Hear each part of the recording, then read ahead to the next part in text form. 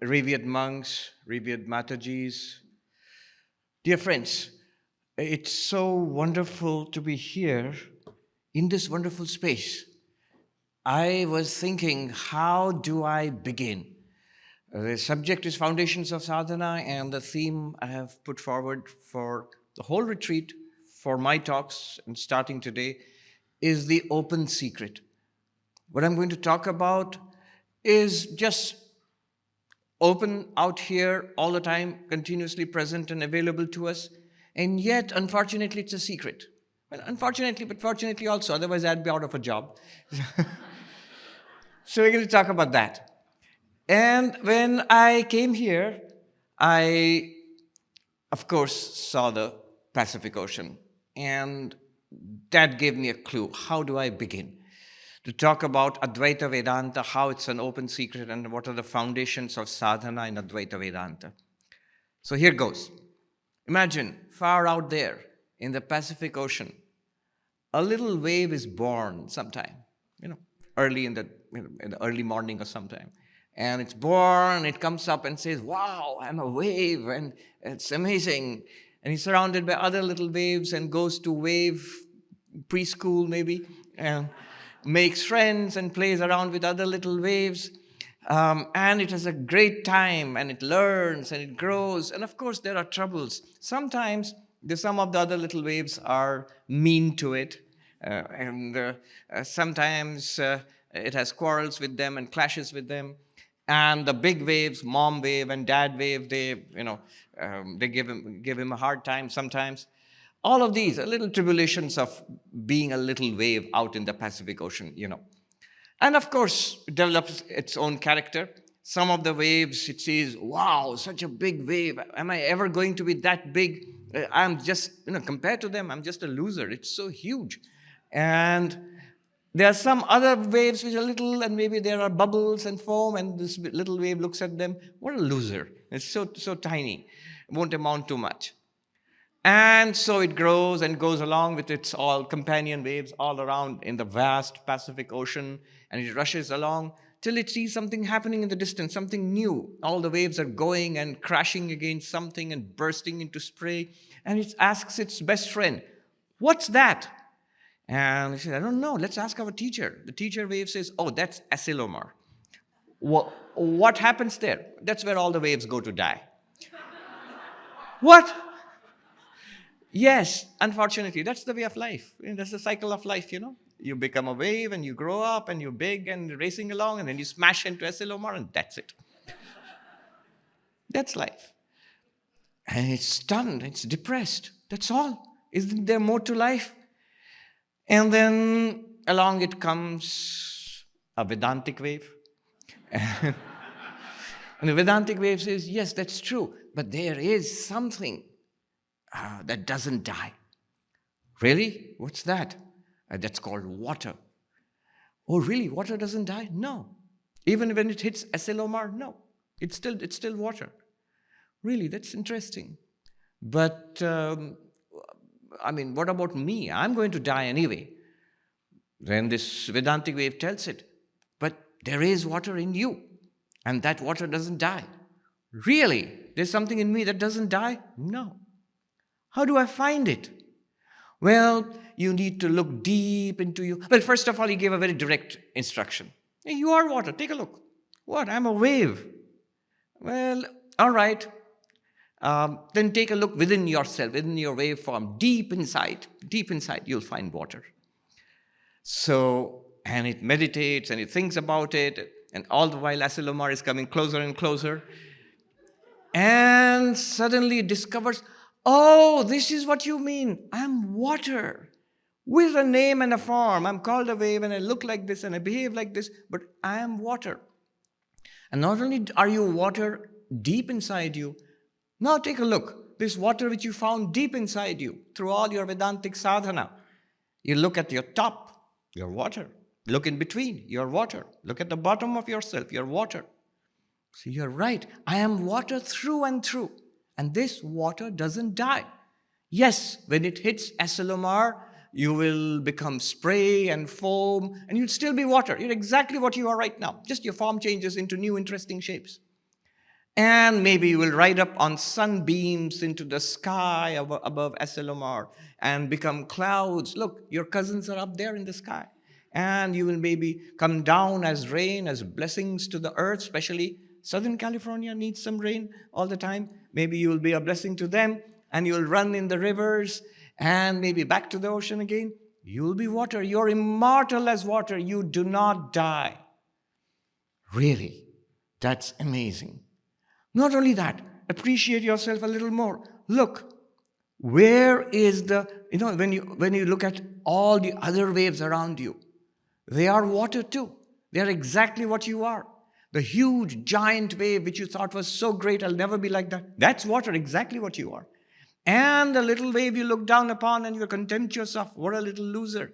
That's water too, exactly what you are. And even more amazing, where is the boundary between you, the water, and the next wave? Is it here? But that's water too. On this side is water, on that side is water, in between is water. And this little wave begins to see there is literally no boundary between me and the surrounding waves. We are one limitless body of water. Indeed, I am the ocean. Indeed, I am more than the ocean. I, the water, give existence to this wave and to those waves and to the biggest wave and the smallest wave, to a bubble and foam and surf. And indeed, I give existence to the ocean itself. I give existence to the clouds above me. I am water, this limitless body of water, and we are all one existence all the time. And yet, I still retain the wave form. I'm going to go through the motions, and yeah, it's amazing. It's wonderful. This is Vedanta. This is the open secret. When you look out at the ocean, is the water hidden? No, the water is not hidden. You just need to know what is water.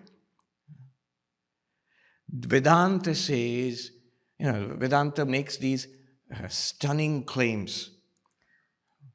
When we see difference, thousands of men and women, millions of men and women, and trees and plants and animals and birds, Vedanta says we are one existence. The first stunning claim of Vedanta. It's not many, it's one existence. Whereas we see objects, yes, I'm aware, but I'm aware of all these objects. They're all different from me.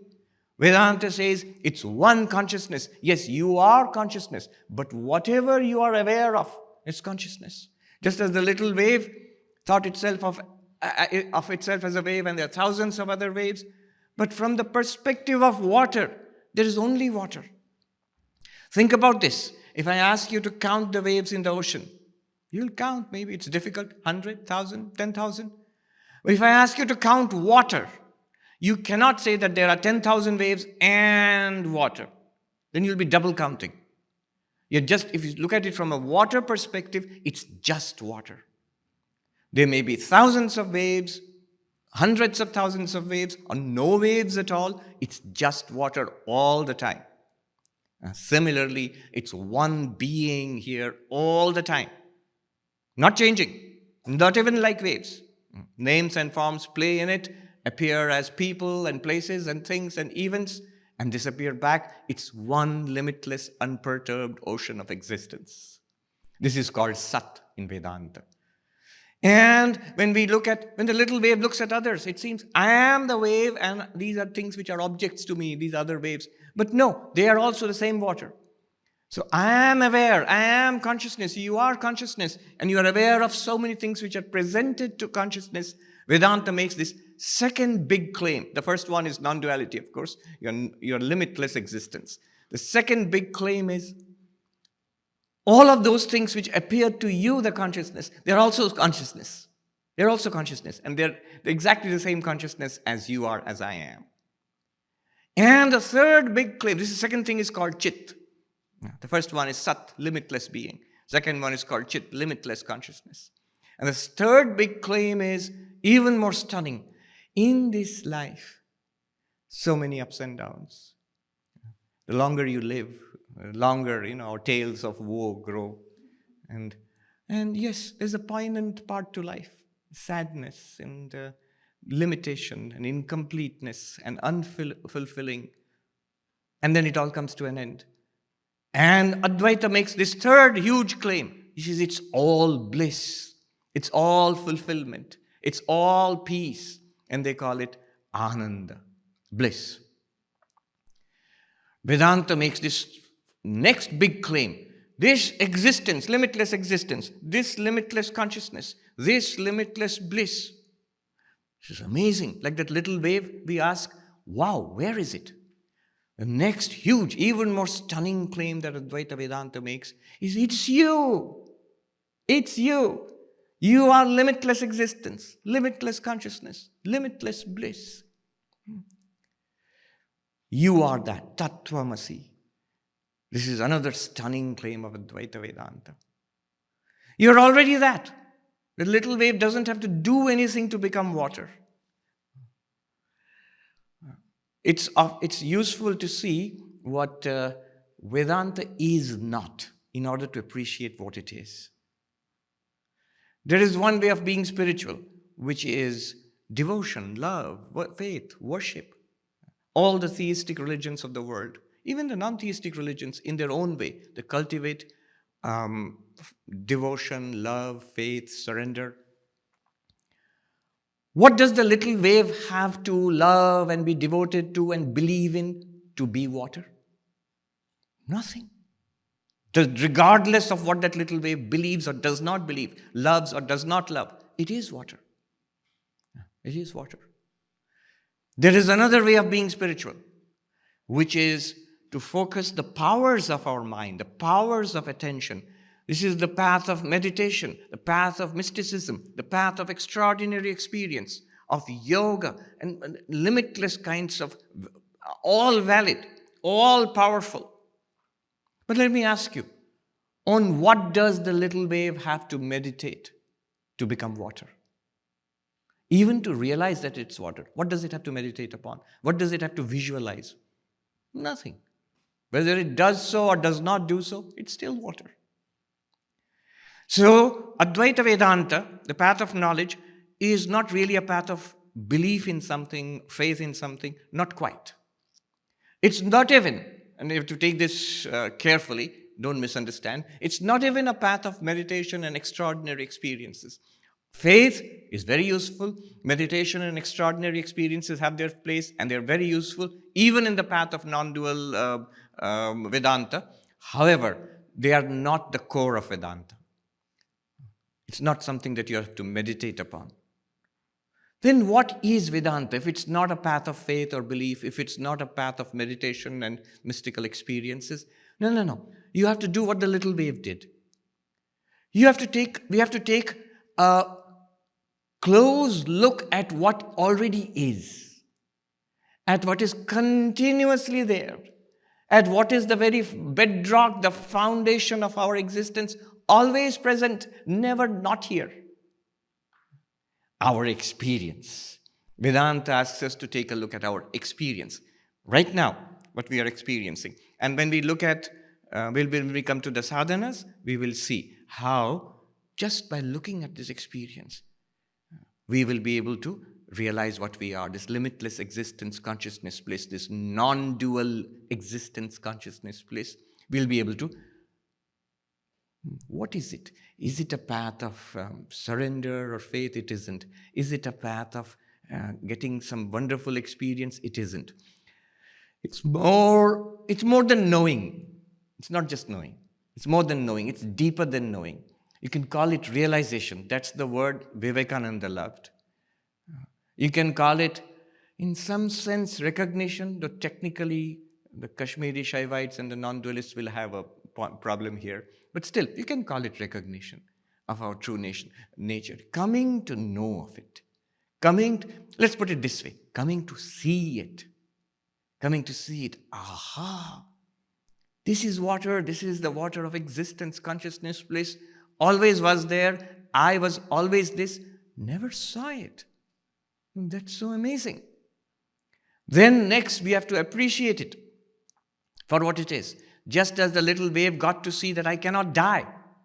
The water doesn't die. So I don't really die even when I hit Asilomar. Just as it begins to see, I am one with everybody all the time. Just as begins to see that this body, we'll see, this body and mind is incidental. It comes and goes. We have had so many of these bodies in the past, just as the water has gone through so many forms, so many shapes and activities. We have had many, and you can continue to have if you want. That doesn't make a difference. So we have to come to see this. Also, in contrast with all the other paths, there really isn't anything to do except this insight, the generation of this insight. In contrast to all the other paths, really speaking, it doesn't take any time. How much time does it take for the wave to become water? How much time? No time at all. How much effort does it take the wave to become water? How much effort? No effort at all. In fact, if you're trying to put in some effort, if the wave tries to put in some effort to become water, it's doing something wrong. So, this is often the great selling point. Neo Advaita is very famous, especially in California. Everybody loves an instantaneous, effortless enlightenment. And yes, that's what's on offer. But if you look at the persons who are selling you this instantaneous, effortless enlightenment, the genuine ones among them, they've put in a lot of effort into it. They've put in a lifetime, maybe many lifetimes into it, who knows? A lot of time, a lot of effort into it. Doesn't matter whether it's instantaneous or it takes lifetimes. It doesn't matter if it takes mountains of effort or it's just effortless. One professor told me, Chris knows, Parimal Patil. He said, why do people turn up for enlightenment if it's so difficult and so long?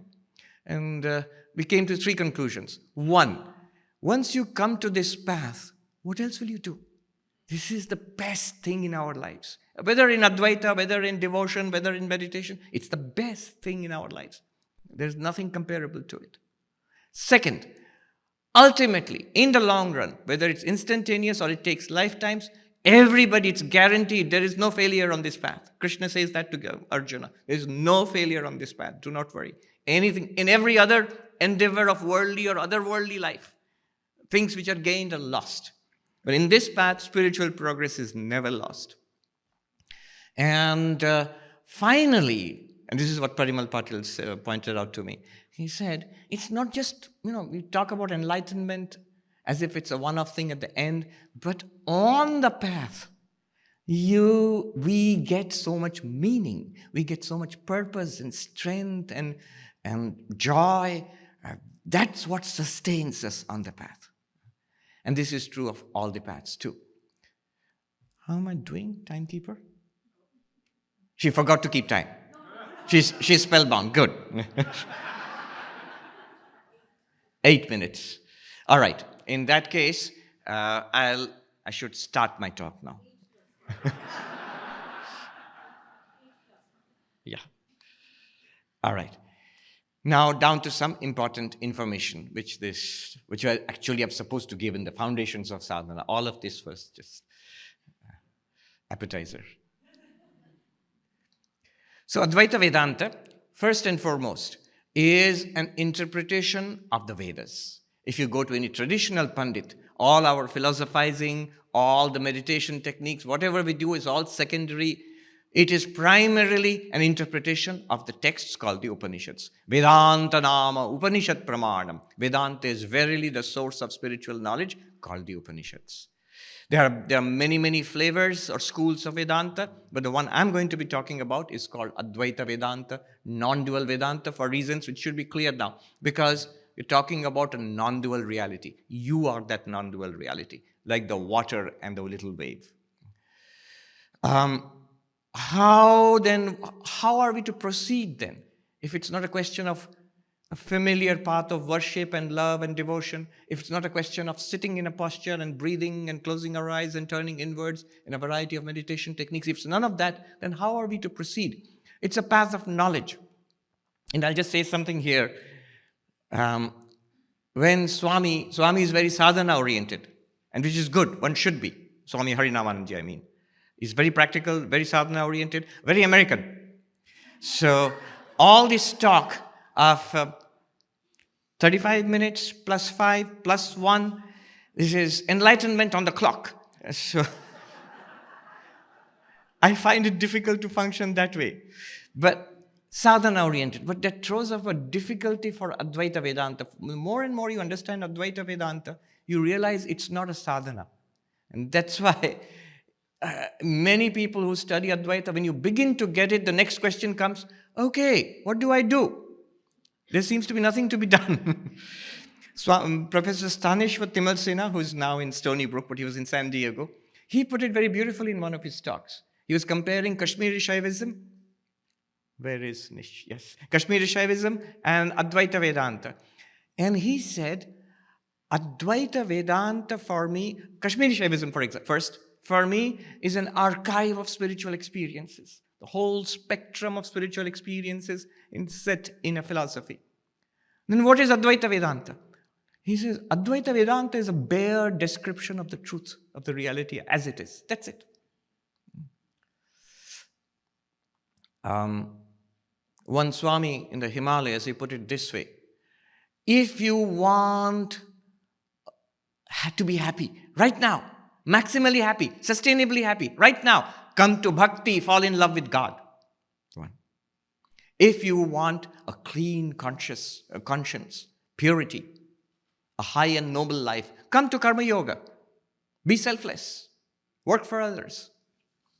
If you want peace of mind, peace that passeth understanding, which we have never experienced and yet can be ours, then come to Raja Yoga, meditate. And then he says, if you want the truth, come to Vedanta, Advaita Vedanta. If you want the reality as it is. So, still, there is something to be done.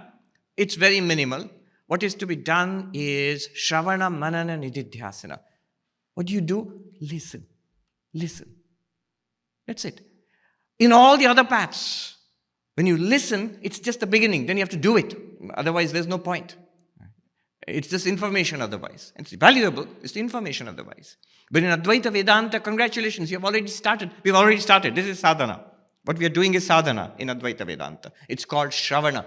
And reasoning, meditation, all that will come later. But let me tell you, Advaita Vedanta says this listening is the most important sadhana. The traditional Advaita school, the sub-school of Vivarana, has the conclusion, Shravanat eva jnanam. From hearing comes enlightenment. Listening. All our reasoning, logic, then all the fancy meditation techniques, of which there will be more in the next few days, we'll do all that. But that's all secondary. If you listen carefully, and when we do come to the breakthrough, when we do come to the aha moment, I am the little waves, I am water moment, we'll realize it's what that other wave told me, you're water. That was the most important thing. All the other techniques and stuff, that's secondary. So listen. That's first. And then the next one is reasoning. Yes, I have listened. When is listening complete? When I have a basic idea of what you are teaching me. And it's pretty simple in Advaita Vedanta. Tattvamasi, you are that. You're teaching me that. Aham Brahmasmi, I am Brahman. I'm water. But then I have many doubts. I don't get it. How? And I have many, many, many questions. Then we come to reasoning. Ask those questions, argue it out, and this reasoning can, there are books and books, enough to make our head spin. And there are books, somebody called those books brain fryers. Yes, any kind of question that we could imagine, and many, many more which we could never imagine. All of them have been asked, and at least to me, have been answered satisfactorily. It's amazing. This system is, I think Dr. Radhakrishnan called it the fairest flower of Indian philosophy. I think it's the fairest flower of human thought. The closest that one can get to ultimate reality, beyond which lies only silence. Okay, reasoning. Now we have reasoned. Now, when is reasoning complete? When I can say, yes, I know the teaching. And second, I've got it now. I'm convinced. I can teach you. I'm convinced. But I still say my life has not been impacted by it. I have not overcome the fear of death. I still have unhappiness. I still have frustrations. I have still unhappiness in my life. How do I infuse those teachings within myself and transform this life, which was the purpose to begin with, solve my problems? So that is Vedantic meditation. The knowledge which you have gained by listening and the clarity gained by reasoning, understanding, the grasp which we have, stay with it, let it sink in till the little wave realizes, oh, I'm water and all my problems are solved. We still have not run out of time? Oh, then let's take question answers then. All right, since we have time, I'll do my duty and mention what every Advaita talk and book should start with. What it should start with, it is the fourfold qualifications, the foundation. Just keep those switched off for the time being. Well, let me finish and then we will take Q&A. The fourfold foundations. All right, so I should, how much time is there? 6 minutes for Q&A or 6? For the entire thing. All right. I thought I'd be racing against time, but I'm way ahead of time. So I should really start my talk now. The foundations of sadhana. In Advaita Vedanta, the foundations of sadhana are fourfold. First, we need viveka, which is what we did just now. A clarity that there is an eternal reality, that there exists this wonderful thing called water. We need to know this. The little wave needs to know it. We need to know this. And everything else is transient, first. Second, a dispassion, a turning away from the transient, passing show of life. Otherwise, it's difficult to make the discovery that we are limitless existence. Then third, a set of disciplines for quietening and controlling and inwardizing the body-mind, steadying the mind especially. They are called 6 treasures. Quietness of mind, control of the senses, a spiritual toughness so that we can power through the ups and downs of life on our spiritual quest. Then turning away from too much involvement with the world, a settling down, a focus on our spiritual path, and deep faith in the teachings. Swami, you said faith is not necessary. Well, I sort of, I didn't quite fib, but yes, faith is necessary. No, faith is necessary in a sense of working hypothesis. These texts are telling me something. There is something in that. Let me find out for myself. And then finally, an intense desire for freedom. Viveka, Vairagya, Shramadhamadi, Shatsampatti, Mumukshutvam.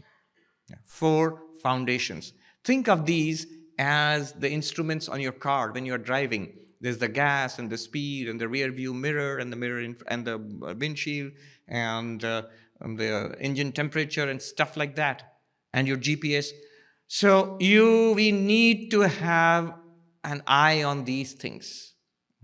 And if we feel that something is running low or something is dangerously out of the normal range, we need to fix it. This is the fuel we have got for our spiritual life. These fourfold foundations of spiritual life. Okay, really, really done now. Questions?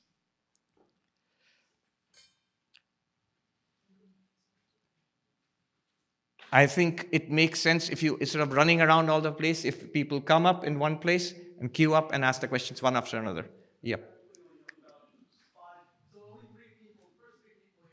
Yes. Tell us your name and ask a precise question. My name is Sudesh Swamiji. Thank you very much. My question is, the more you go on this path, engaging in the worldly activities seem more and more pointless. You have said that Vivekananda was advised to continue to engage in the world and give back to the world. Yes. So where is that line of how engaged we stay? True. Initially, it does seem pointless, and that's great. If it seems pointless, in that case, you are making progress.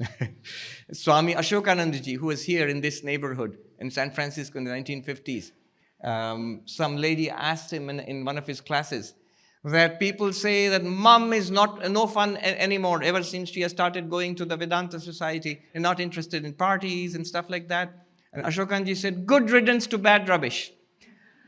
Now, that's one. But, you still engage in life, and even more so, but in a different way. No longer for our limited ends, but for the larger, the well-being of all others. And everything becomes, in that case, a joy and a beautiful manifestation of your nature. Does the wave, tell me, does the wave have to stop being a wave because it realizes it is water?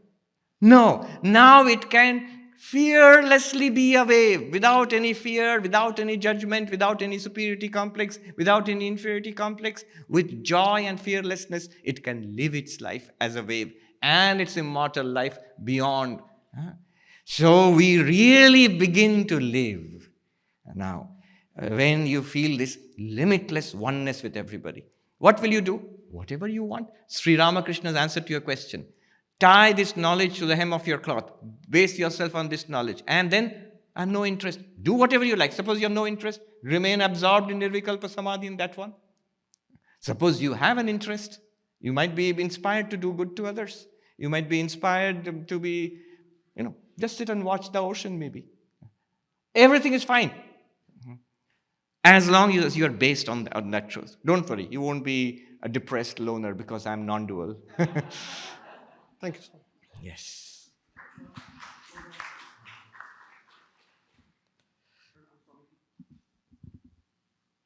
Tell us your name and ask the question. Pranam Swamiji. My name is Rahil Anand, and my question is, on the lines of the previous question itself, that once you realize the Sat Chit Ananda, that you are the Sat Chit Ananda, should the next step just be to focus on your inner spiritual journey, or should it also be to focus on the outside life? If you're being called to, let's do social work or something like that, should that be the calling as well? Should you take the calling of Vedanta, that calling of Vedanta as well, or just focus on the best thing is to have an inner spiritual journey, make it serious, deep, focused, and don't make any major changes in your life. Notice, other paths may require, actually, if you're a serious sadhaka, it is other paths which require a major change in your life.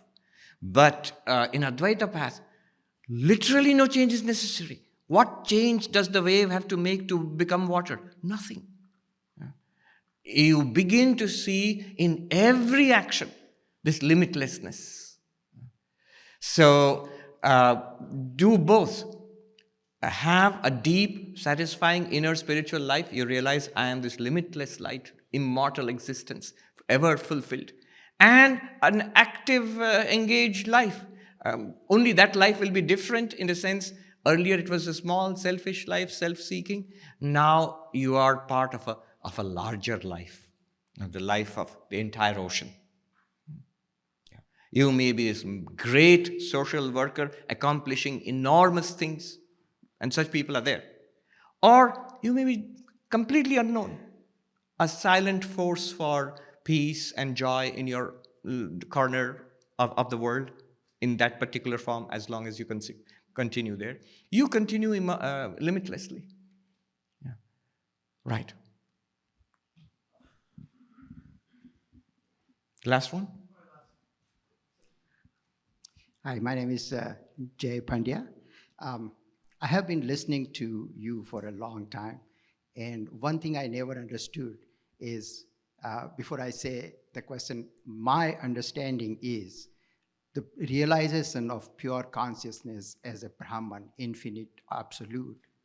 The basis of it is duality, establishing pure consciousness all the way to celestial perception. Our journey is duality. And before, or the first stroke of Brahman realization, the last stroke is still a duality. My question is, why you never talk about duality? And is my understanding true? No, it's completely wrong, I think. Listen carefully. Here's the thing. When you say duality, you mean this experience, right? This experience we are having? No. Then No, no. what do you mean? So when I say duality, is establishing a transcendental consciousness in waking, sleeping, and dreaming level of our own consciousness, where I believe Vedantic or Vedic literature calls as the first level of enlightenment, where multiplicity of this world. Okay, And let's take this very slowly. okay, Establishing transcendent consciousness through waking, dreaming, deep sleep. That's exactly what the Vedas called, the Upanishads called non-duality. Upanishad called what? Please. It's called non-duality. Advaitam. I'm literally quoting from the Mandukya Upanishad, 7th mantra. Chaturtham manyante. This prapanchopashamam shivam advaitam. This, what you just said, establishing transcendent consciousness through waking, dreaming, sleeping. This is called non-duality. Why would you call it duality? So this is still my understanding is when we establish it in our different level of consciousness, what we see is See, you're talking about different levels of what is a different level of consciousness? waking, sleeping. Are there and different levels dreaming. of consciousness, or are there different states of the mind? That's probably right way to put it. different Yes, state that of is the right mind, way to put it. right? So what I'm confused All right. about is We'll just settle one thing here. When you say transcendent consciousness in waking, dreaming, and sleeping, that is oneness. That is non-duality. When you say in thousands of waves there is one water, you have established non-duality. Non-duality of water. Didn't I just say? Non-duality means not two. If you look out into the ocean, you see thousands of waves, but if you see water, how many are there? There's just water. You can't say there is water and thousands of waves, because you are counting the water twice in that case. All right. We can take this up later. I hope the point is taken, though. We should not be stuck up here in my understanding, on my belief, my understanding and my belief. Throw it out into the Pacific Ocean. We need Upanishadic understanding. Yeah. Good. Thank you.